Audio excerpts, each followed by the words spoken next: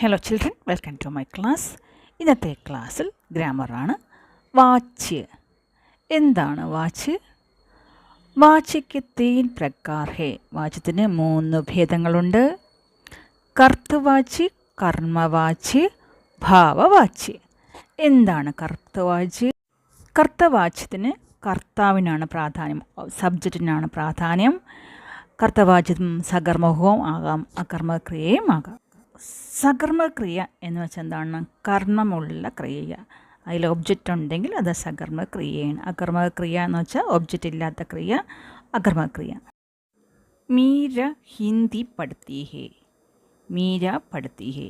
മീര ഹിന്ദി പഠിത്തി ഹേ. മീര എന്താണ് പഠിക്കുന്നത്? ഹിന്ദി. ഹിന്ദി ഒബ്ജക്റ്റാണ്, കർമ്മമാണ്. അതുകൊണ്ട് അതൊരു സകർമ്മക്രിയയാണ്. മീര പഠിത്തി ഹേ. അവിടെ ഒബ്ജക്റ്റ് ഇല്ല, കർമ്മമില്ല, അത് അകർമ്മക്രിയയാണ്. കർത്തവാച്യത്തിൻ്റെ എക്സാമ്പിളാണ്. കർത്തവാച്യത്തിലെ കർത്താവിനാണ്, സബ്ജക്റ്റിനാണ് പ്രാധാന്യം. ഗോപാൽ ട്രാക്ടർ ചലാത്ത ഹേ. രമേശ് ലിഖ് നഹീം സക്താ ഹേ. വഹ് ഖാനാ ഖാക്കർ ചലാ ഗയാ. വഹ് ടി വി ദേഖ് രഹാ ഹേ. ഇതിലെ സബ്ജക്റ്റ് ഏതൊക്കെയാണ്? ഗോപാൽ, രമേശ്, വഹ്. ഈ സെൻറ്റൻസ് എല്ലാം കർത്തവാച്യത്തിന് ഉദാഹരണമാണ്. അടുത്തത് കർമ്മവാച്യമാണ്. കർമ്മവാച്യം എന്നതിൽ കർമ്മത്തിനായിരിക്കും പ്രാധാന്യം, ഒബ്ജക്റ്റിനായിരിക്കും പ്രാധാന്യം. കർമ്മവാച്യം സകർമ്മക്രിയ ആയിരിക്കും. സകർമ്മക്രിയ എന്ന് വെച്ചാൽ എന്താണ്? കർമ്മമുള്ള ക്രിയയാണ് സകർമ്മക്രിയ. കർമ്മവാച്യത്തിൻ്റെ എക്സാമ്പിൾ നോക്കിക്കോളൂ. ഉസേ പത്ര പഠാൻ നഹീം ജാത്ത. ശ്യാം സേ കഹാനി പഠി ഗയി. കവിയൊന്തോര കവിതായും ലിഖി ഗയി. ഈ സെൻറ്റൻസിലെ സബ്ജക്റ്റ് നോക്കിക്കോളൂ.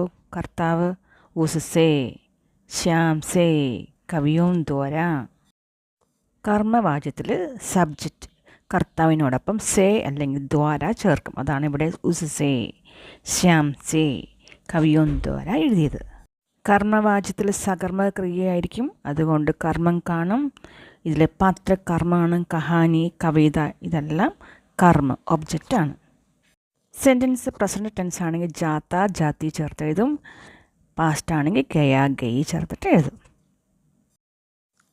ഒരു സെൻറ്റൻസ് നോക്കിക്കോളൂ. ഗീത സെ ഇസ് സാമാൻ നഹീം ഉഠായാ ജാത്ത.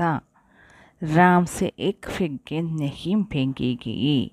ഇതിൽ സബ്ജക്റ്റ് ഗീത സെ, രാം സെ ആണ്. സാമാൻ, ഗേന്ദ് കർമ്മാണ്, ഒബ്ജക്റ്റാണ്.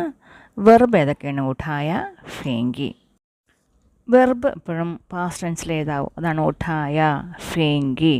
Past ടെൻസിലെ verb എഴുതാവൂ. ഭാവവാച്യത്തിൽ ക്രിയയ്ക്കും ഭാവത്തിനാണ് പ്രധാനത. ഭാവ और क्रिया की प्रधानता होती है. ഭാവവാച്യം അകർമ്മക്രിയയാണ്. അവിടെ കർമ്മം കാണത്തില്ല ഭാവവാച്യത്തിൽ. ഭാവവാച്യത്തിൻ്റെ എക്സാമ്പിൾ നോക്കിക്കോളൂ.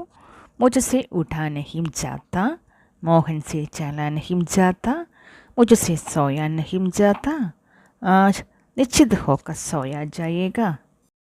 ഭാവവാച്യത്തിൽ സബ്ജക്റ്റിനോടൊപ്പം സേ ചേർക്കും. ഇവിടെ മുझसे, മോഹൻ സേ, മുझसे എന്ന് ചേർത്തിട്ടുണ്ട്.